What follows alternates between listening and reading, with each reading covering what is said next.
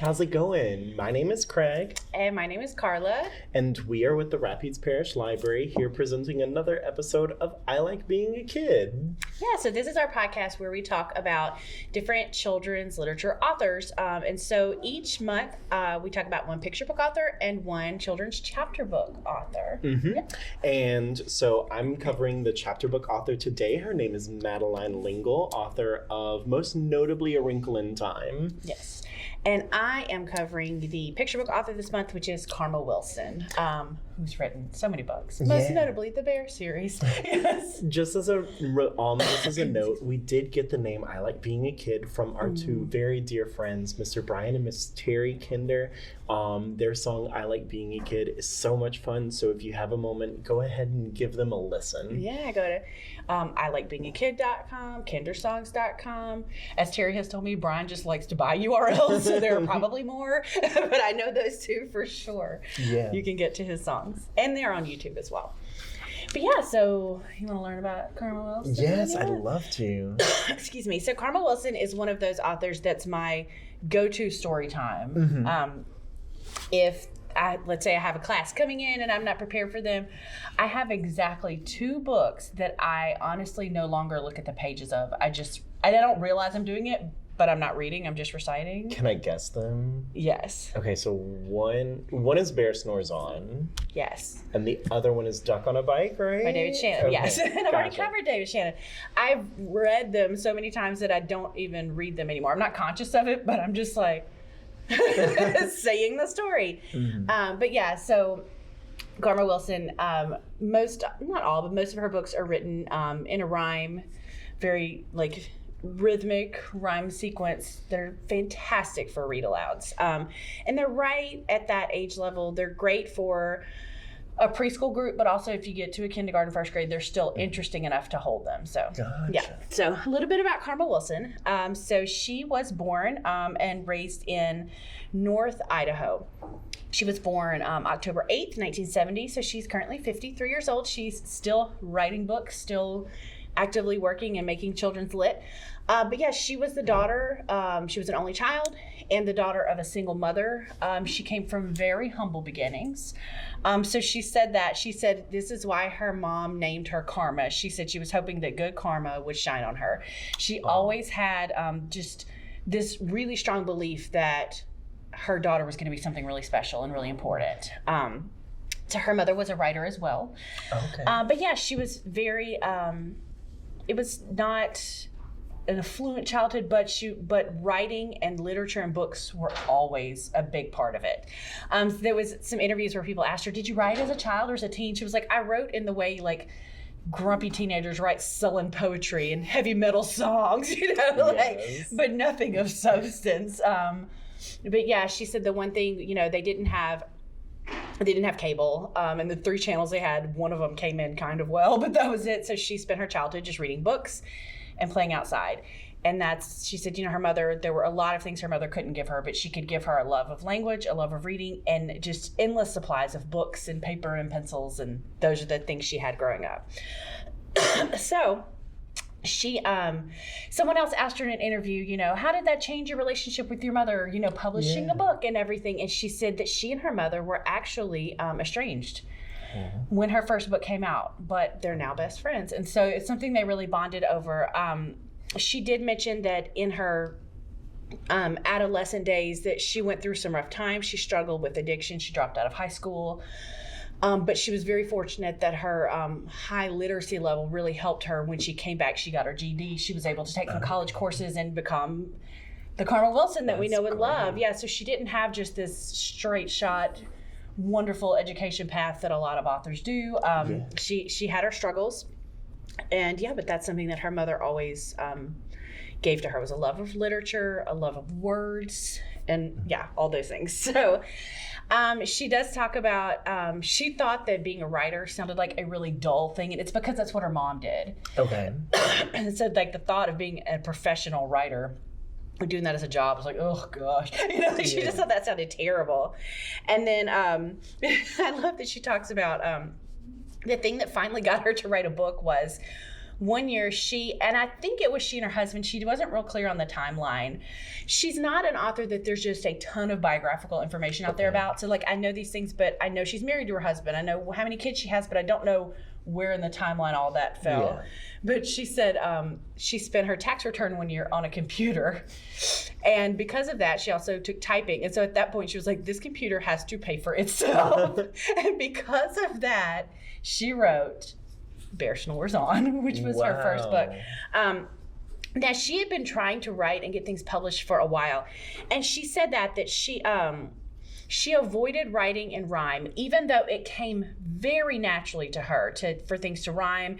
She thinks maybe it was she had a very musical background, and so she thought maybe that was it. But she was like, it just felt really natural. But there were kind of some unwritten rules in children's publishing: no rhymes, no talking animals. And so that's what she did, even though it was fighting really hard against her instincts.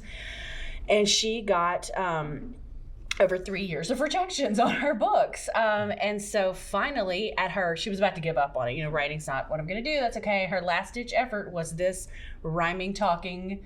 Yeah, in 2002, I think it was that she wrote this, Bear Snores On. And it did get picked up by a publisher who had rejected her multiple times before. And she said she never lets him forget it, that he had rejected her books. But sorry, go ahead. No. I was just going to say that it's so interesting that like rhyming and talking animals were rejected in a children's publication, because I mean that's not normally what we think of. And I don't know if the market was just a little oversaturated with that, but for whatever reason she had really been strongly encouraged not to rhyme and not to have talking animals, so she fought against that really hard. But she did say she doesn't write all of her books in rhyme, but most of them she does. She said writing in prose feels too overwhelming. Like there's too many choices of words out there. Yeah. But when she keeps it in rhyme, she did say, when I'm writing in prose, it's like someone told me to go pick out a little something for supper at Costco. Like it's just like so overwhelming. She's like, I don't know what to do. I have too many choices. But having rhyme, knowing I can use this many words in a sentence, I need it to end in this sound, really helps her focus in. So even those books, and like she said, not every book makes sense in rhyme. The vast majority of hers are, but even those that don't, she said the first thing I do is give myself a pattern, like a structure to write within, because that really helps her focus, and it helps with her books be good read alouds. That structure. It's never just a kind of random. The sentence will be what it is. Like the structure is very beautiful to listen to and very, rhythmic. So but that was apparently an unwritten rule at one time. So she fought against that. Thank goodness. But she said she really. Someone asked her if she ever did any of her own illustration. She said absolutely not. She's not an illustrator. She's a writer. The Bear series, she had no clue that was going to be a series. She wrote Bear Snores On, and it was so well received that she did then write her next one, Bear Wants More, which I would say are in order of my favorite Bear books, 1 and 2. The ones I read the most, and they were her first two, but Bear does continue to do more things. He even keeps getting better.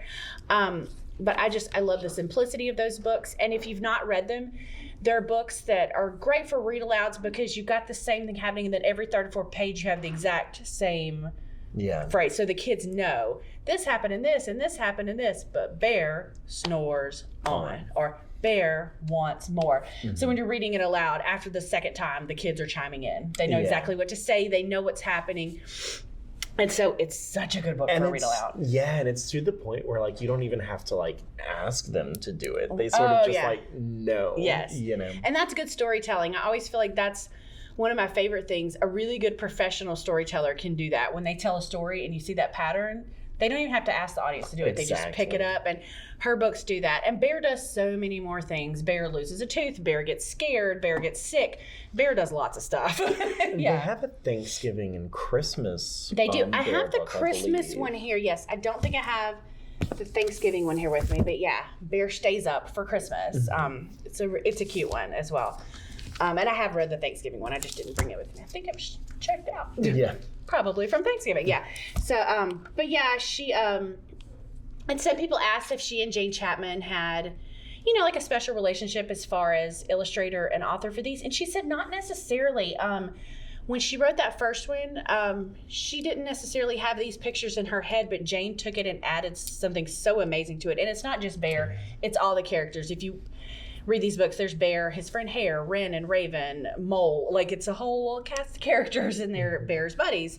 But she said at this point, when she writes Bear, she pictures exactly Jane's drawings. Like, she brought them to life in a way that she couldn't even imagine. And that's exactly what she pictures Bear and Hare and Mole and Wren to be.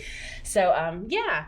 But, again, those aren't her only books. They're just the ones she's most well known for. And definitely don't sleep on those illustrations, too. They are really beautiful. Yes. It's another reason I think they're good read alouds. I don't want to show them for copyright reasons, but they've got that gorgeous double page spread. Yes. Like, if you're wanting a good storytime book you can really show to the kids, I mean, it's not that other books don't work, but if you've got a beautifully illustrated double page spread that everyone can see well, that's just your best. We do definitely prefer it. We love a double page spread. So those are the Bear books, and they're some of my favorites. Whopper Cake is another one I love of hers that I've read many times, and it's just, have you read Whopper Cake? Not off the top of my head. You know, it's cute. It's the grandpa, and he's making a cake for grandma for her birthday, and he loves her so much he makes her a Whopper Cake. But it's funny, he just starts adding tons of ingredients, like 80 eggs, 50 bags of sugar, and he makes it in the bed of his truck, and the cake just rises. Yeah, it's cute. But it's funny because the amounts are just comical. He stirs it with an oar because it's just, anyway. It's a cute book. I love that one. But the Bear books definitely are my favorite. Yeah, I'm sure the kids eat that up. Love that one. Yes. So, yeah, I'm trying to get back to her life. Sorry, I got into her books because I love them so much. I started talking more about them. Yeah, I would say 75% of her books are written in rhyme. She does have 2 books now. I'm trying to remember the name of them. One of them is called Outside the Box, and I could not think of the other one, but they are older children's poetry books. Okay. Yeah, and so I'm honestly not as, I've looked through, I think, but I'm not as familiar with them. But she's kind of branched into that world as well. And that hearing that did possibly impact my choice for my next month's author. We'll talk about that later. Yes, because I love poetry books for older children. I don't think kids read enough poetry, and I love it. But anyway, yeah. So anyway, Jane Yolen, she's married. She has 3 children, 2 sons and a daughter, and now 1 granddaughter named Chloe. And they live on a ranch. And her sons help work the ranch with she and her husband, and her daughter and her husband. Yeah, if you go on her website, you can tell she's a very proud grandma because she's pictures of Chloe, and I spend my time with Chloe, the most beautiful baby in the world, Chloe. So it's her grandbaby. One cool thing too, you can go to her website and click on there and request to be sent a birthday card or a Christmas card from her, and she'll even kind of personalize it. Like if you want to, send one to your son and tell some interesting things about him or your friend, or she'll send you out a card. I love that. I know. I love her. And I love whenever authors do that and, work with the people who love reading their stories. Definitely. She did talk about, as a child, some of her favorite books, Where the Wild Things Are You There, God, It's Me, Margaret? Just some kind of classics. She even talked about really liking a lot of fantasy when she was growing up, too. Okay. She read a lot of fantasy books, and she said that's kind of stayed true to her even now. Mm-hmm.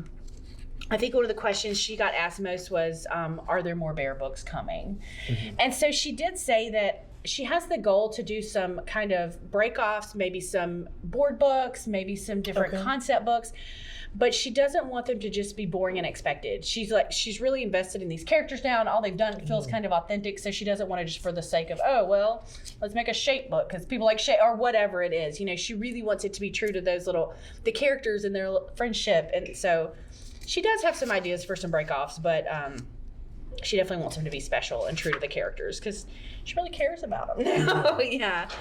So, that's Karma Wilson. I'm trying to think of other things about her. She's very funny when you read about her. And she's fun to when I read interviews about her, she was really fun to listen to. She's still very actively writing. At this point, she's got over 40 books. But yeah, continues to publish, and she has won several different awards. I didn't find any just super notable, there wasn't a Caldecott or anything like that, but she's often on the ALA, most notable lists and things like that. But I feel like her big award is probably still to come because she definitely deserves one. But yeah, I could see her getting like a Lifetime Achievement Award. She's honestly. amazing. And so I love Karma Wilson. She is one of my, when we first started doing this podcast, I said, I want to do Karma Wilson because her books, I mean, for story times and when I first started this job, her books have just been very important to me from the very beginning. And yeah, she's a good example of someone who didn't come from like, affluent educational background or wealth, and she still found her way to this awesome career and is really making an impact in the world of like early childhood and literacy, and so I love her. This is Karma Wilson. Yeah, and it's really interesting because Madeleine L'Engle both mirrors but also complements her in some really interesting ways. So have you read A Wrinkle in Time? Yes, but it's been, I mean, as a child, like I was young when I read that. Yeah, I hadn't really reached it or touched it for like probably the better part of a couple of decades. I remember when was it published? Do you remember around about? Sorry, I'm asking questions. No, you're fine. Putting you on the spot. Yeah, so A Wrinkle in Time was published in 1962. Okay, yeah. Because I was like, I feel like I was young when I read that, but that tracks. I'm not that old. And they have so many different editions of A Wrinkle in Time, and I was thinking about like my personal favorite cover, and I was thinking about it and I was like, oh, that's gonna date you way too much, don't share that with them. So but Madeleine L'Engle was born on November 29th 1918 in New York City to older artist parents, actually. So she sort of had a lot of the things that Karma Wilson didn't. Yeah. Her mother was a pianist, actually, and her father was a writer and a journalist. Now, if you notice, she was born in 1918, and her father was a writer and a journalist. So whenever World War I and World War II happened, we're going to get into that. Yeah. But some really interesting things happened there. She was named after her great-grandmother. Madeleine was actually a family name that carried throughout some generations. So her mother's name was Madeleine, and on throughout the years. Her parents were actually married for 12 years before her birth. Wow. And to be completely frank, they didn't really stop their lives to sort of like take care of Madeleine. She wasn't neglected, I'd say, but she very much grew up around adults. She was an only child, and she grew up around adults, and I would definitely say that reflects a lot of her writing, because she doesn't really talk down to her audience in even her children's books. She grew up as an only child, and she did understand her parents having to sort of adjust their lives, but also taking time for themselves. Like, she would very much be in the house as they were doing, as they were throwing parties with their adult friends and going to like different concerts and stuff like that. It did make her pretty lonely at times whenever she would play alone, though. So she actually used her imagination and things like that to escape, to compensate. She would read a lot. She would create stories a lot. She actually penned her first story at 5 years old and started her personal journey journal at age 8. Her parents encouraged this artistic outlet, actually getting her piano and art lessons in elementary school, and she would even turn to piano at times whenever she was writing to sort of combat writer's block, which I thought was really interesting. Her father gave her his old typewriter, actually, that she kept and that she even used into adulthood. And this was what I was talking about. Whenever the First World War came, it changed like almost everything in the Western civilization. Her family, Charles actually went to France and Ireland to cover the events for magazine articles. And when the U.S. entered the war, he did enlist as a soldier in France and was actually and encountered mustard gas. And the mustard gas had like long-term health effects for him, and so he had lung issues for like the rest of his life, and they actually later moved to Switzerland because they were trying to get like clearer air and everything. But this gave Lingle a lot of anxiety about war, how much do you remember about Wrinkle in Time? I mean, very little. Yeah, it's been so long. Yeah, it is very much a narrative about like how war can be so destructive and sort of swallowing to a society. And really her main like thesis in it is that really the only way to combat war is love, you know? Yeah. So if you really like that theme, I definitely recommend giving at the very least Wrinkle in Time a chance. And I really love all of the works that I've read by her. School was difficult for her because she had sort of been left to her own devices. She wasn't ill-mannered from what I could see, but she just didn't really have much structure to her. And that's another thing that comes up in A Wrinkle in Time, is that one of the main villains is sort of structure and having to do everything, an authoritarian government. Gotcha. I'm trying to use too many words to explain something super simple. That's okay. A teacher actually accused her of plagiarizing a poem for a poetry contest. And she's like, no, I actually wrote this. And she's like, you couldn't have read it or written it. It's too well written. But she wound up winning the contest. Good for her. Yes. So obviously she started getting resentful feelings about school, you know. And I remember us talking about Walter Dean Myers last month, and you saying about how important it is to find yourself in books. And I mean, that's exactly what happened with Madeleine L'Engle. Her favorite book was Emily of New Moon by Louise Maud Montgomery.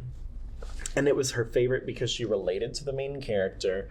And so it actually helped create Meg, which, if you remember in the first chapter, is a character who like hates the way that she looks. She doesn't think that she is pretty and all of that. And because she saw the importance of being seen in media and books, you know. Whenever her father's health issues kept getting worse, she moved abroad, and she was actually enrolled in, and I'm going to mispronounce it, and I'm very sorry, but Châtelard in Montreux, Scotland. Not Scotland, Switzerland. That is a difference. It is, yes. Yes, and it was a boarding school, and in that boarding school, they were extremely strict. And it gave her a distaste towards bureaucracy and automation. And again, L'Engle relied on her imagination as escapism. You know, when she was in 9th grade, World War II was building up. The Great Depression was continuing in the States, and it was affecting overseas economics. And so the Camp family, which is L'Engle's family's name at this time, decided to move back to the States in Florida, especially when they learned about a sick grandmother. Now they stayed in Florida, and she went to South Carolina to go to another boarding school. And that school treated her a lot better. The name of the school was Ashley Hall, and it gave her a more enjoyable social and creative life. She still struggled in math and science, which is really interesting because so many of her works have that science fiction bent to it. But she did make close friends, and she even started extracurriculars. She met her husband, Hugh Franklin. This was whenever it really started getting interesting during a Broadway production of Anton Chekhov's The Cherry Orchard. He was an actor, and she was the assistant stage manager and an understudy, and he was in the cast. And so they married in 1946 and would have 3 children: Josephine, Bion, and Maria. And so she really wanted to balance both writing and parenting and focus on her novels. Her first one, The Small Rain, was published in 1945, and it gave a glimpse into her boarding school experience, and Ilsa followed in 1946. Her first children's book was And Both Were Young, and that was published in 1949. And eventually, Hugh and Madeleine would actually buy and run a general store while parenting the children. And it was a lot. She felt really overwhelmed, along with being a very active member of her Episcopalian church. And so she was juggling a lot, and along with her writing. A Wrinkle in Time actually came to her whenever they were going on a cross-country trip in the vehicle, and they were going through the Painted Desert, and she came across, just like in her mind, about how otherworldly of a scene it was. And so she came up with Mrs. Whatsit, Mrs. Who, and Mrs. Which from A Wrinkle in Time, and she started talking with her kids about it, and that was really what started A Wrinkle in Time. When she got A Wrinkle in Time prepared, she sent it to multiple publishers, but rejection made her grow slightly concerned for her work.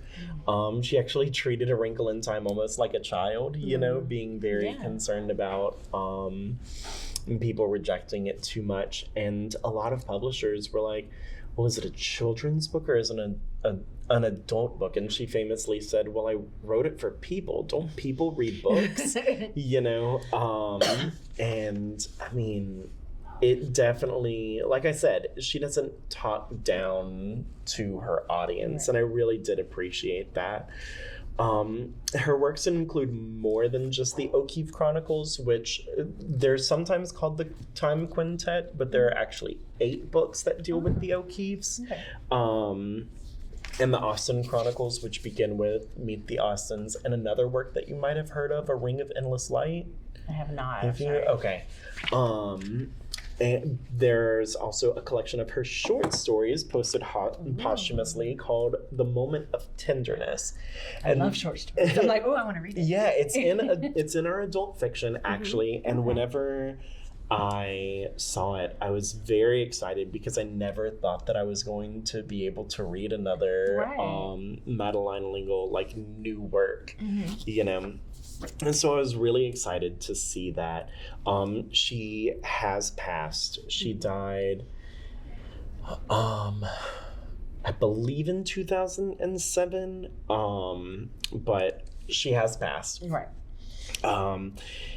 She is very acclaimed. She has earned awards for A Wrinkle in Time, A Swiftly Tilting Planet, which is the 3rd one in the series about the O'Keeffes, and A Ring of Endless Light, which is in the Meet the Austen, or the Austen Chronicles.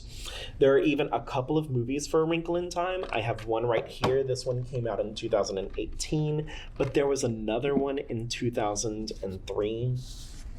And the one in 2018, its ratings on the internet are fairly poor. I think it had a 2.5 or something like that. Yeah. It had a lot of big names in it, though. It did. And I had a lot of hope for it because I really liked the direction that they were going. Yeah. But whenever I was looking at the trailer, I was thinking I thought that they were too focused on the visual images that the audience is going to leave with, and not the actual narrative itself. It's. I mean, there are occasionally book adaptation, movie adaptations of books that I love, but for every one of those, there's 10 that I hated. So yeah. Just watch with, caution when it's a book you love and they're making a movie. Definitely. And the 2003 one, it's not good either, but I feel as if you're a fan of that one, you will definitely prefer it over this one. I could be wrong. Obviously, everybody has their own opinions, but I actually own the 2003 one. I found it in a flea market somewhere. Yeah. And sometimes it's best to just enjoy those for what they are. Don't try to make it compare to the book. Because, sometimes, hey, this was a fun movie. Was it a good adaptation of this book? Absolutely not. So Yeah, definitely. And the reason why I asked about A Ring of Endless Light was because it was actually turned into a Disney Channel original movie in 2002. So that was. Sorry, I was not watching Disney Channel in 2002. I didn't honestly expect you to. I just didn't know if you had like come across it on like Disney Plus or anything like that. So what is one? This is off the subject. Can you think of one like book made into a movie that you think was really well done, like for you? Does it have to be one of these? No. I just mean in life. Like I said, I've gone off track. Yeah. So because they're rare. I was really, really pleased, and I mean, I was significantly younger, but I was really pleased with The Lion, the Witch, and the Wardrobe adaptation that Andrew Adamson did in 2000 and something. Yeah, I was really pleased with that. They sort of dropped the ball with Voyage of the Dawn Treader, and I'm working on forgiving them for that. You never know either, like... I think I might have been in the minority on this, but I really liked the movie adaptation of Divergent, the first one. They had multiple. Oh, but then it turned adaptations. No, the first book. Yes, okay. But then as it went further, it got so bad, and it was like unrecognizable. To be fair, I loved the first book and thought the books got progressively not as great either, but. It was bad. Yeah. But, again, enjoy it for what it is. Maybe they were entertaining movies with, Shailene Woodley. But, yeah, for me, The Hunger Games were made perfectly into movies. And you know what? I almost mentioned the Hunger Games movies, but then I was like, she's just going to mention them. I'll let somebody else have their moment. There are, things that have to be slightly changed, things that are left out for the sake of time. But there was nothing, included new things for no good reason. There were no plot points changed for no good, the casting was great. That was one of my favorite ones. But like I said, for every one of those, I've got so many terrible ones. Yeah. Definitely. Anyway, we've gotten off track. Sorry. It's fine. Madeleine L'Engle works as a really great introduction to science fiction. So if you're looking to get your kids into science fiction, definitely put A Wrinkle in Time in their hands. And A Wrinkle in Time is sort of about interplanetary travel. Wind in the Door, the sequel, is about mitochondria. So whenever the big jokes about mitochondria being the powerhouse of the cell were floating around the internet, and probably still are, let's face it, I was like, I don't remember mitochondria being the powerhouse of the cell. I remember mitochondria being the very important plot point in Wind in the Door. You're so cool. I am. Swiftly Tilting Planet is about sort of like time travel. Somebody's, if I'm remembering it right, somebody's consciousness goes from 200 years in the past to 200 years in the future, and it's really interesting. And Many Waters is actually about Noah and the flood. So it sort of takes place on the last few months before the flood, and then it sort of starts happening, and everybody's like, hey, this is less than ideal. I think her books, A Wrinkle in Time particularly, I remember reading it as a child, and to me, as someone who's not a hardcore sci-fi person or fantasy person, sometimes I'm confused and it feels like work. Hers are very accessible. It's easy to follow. It's easy to understand. And for me, those worlds are not always the easiest to understand. Like I said, it feels a little more like work to me sometimes, particularly if I'm reading a fantasy book and there's a map at the beginning or a timeline or family tree I have to look back at. That it's not that I'll never enjoy one of those, but it takes another level of concentration. That can't be my mindless leisurely reading. That's work for me. And you know what I was going to mention about the timeline? What? So there is a timeline in the beginning of it, but I will say, you don't have to keep flipping back for the book. Exactly. Yeah. That's what I was going to point out. It's just superfluous, But one of those, and I know people love them, and I'm amazed that people write them. It's very impressive. But if I have to, where did this fall in that world? It's here across the mountains. I'm I feel like I'm working. I don't feel like I'm reading for fun. But that's fair. Again, if I'm in the right mood, I can enjoy one, but it's not my chosen genre. That, this is not about children's literature at all. It's okay. But 100 Years of Solitude has a family tree, and you have to rely on that family tree hardcore because everybody is basically, like, has the same name. You have Aureliano and Arcadio, and basically everybody in that family tree has Aureliano and Arcadio somewhere in their names. Those, and maybe I just lose focus in books because there's one, and again, not children's literature, it's a YA book, but it's told from like varying viewpoints, and so there are 5 different people telling the story, and 2 of the girls had similar enough names that by the time I'd get 5 chapters later, I was like, wait, which one was she? And I kept having to look back and look. That's the worst. A better reader probably wouldn't have had to do that, a more focused person, but yeah. We have rambled this time, and it's been both of us. Yes. Welcome to our lives. Indeed. But this is generally the time whenever we announce our authors for next month. And it's going to be the new year. So. Yeah. So we'll flip-flop. So since I did picture books this time, Craig will do the picture book author and vice versa. I'll do a chapter book. So you get to go first, Gregory. Do you know who? I do. Yes. I actually looked up a video and was like, how do you pronounce this name? And I have forgotten it. But I believe that you pronounce his name David Wiesner. Okay. Yeah, Tuesday, 7 Sector 7. Okay. Nice. Flotsam. Yeah, so that's him. Okay. So I was looking at Karma Wilson's things in her kind of older children's poetry books, and it reminded me how much I love children's like poetry collections. So we're doing Karma Wilson again? No, we're not. But it did make me want to do a children's poet because I think kids don't read poetry enough. So I am going Jack Perletsky. I was going to guess Shel Silverstein. I love Shel Silverstein, but Jack Perletsky does not get the credit he's due. He's got some amazing children's poetry books, and like a lot of them too. I mean, so I'm excited. This is going to be nice because I think we're going with people that other people don't necessarily know too much. Right. Well, I mean, to be completely frank, I don't know how much we know about them. I know, I know some of Jack Perletsky's books, but I don't know much about his life. And it's true, when I think children's poetry books, I do immediately think Shel Silverstein. Yeah. And I'm sure we'll cover him at some point. But again, I feel like Jack Perletsky has just as many books, if not more, and his poetry's great, and I think he gets overlooked. So I'm excited to learn about his life. I know his books, but I don't know anything about him. He is still alive. I do know that, but he's like in his 80s, Gotcha. So, yeah, that's all I know. Well, thank you so much for listening. Yeah, bless you if you did today. We rambled a lot.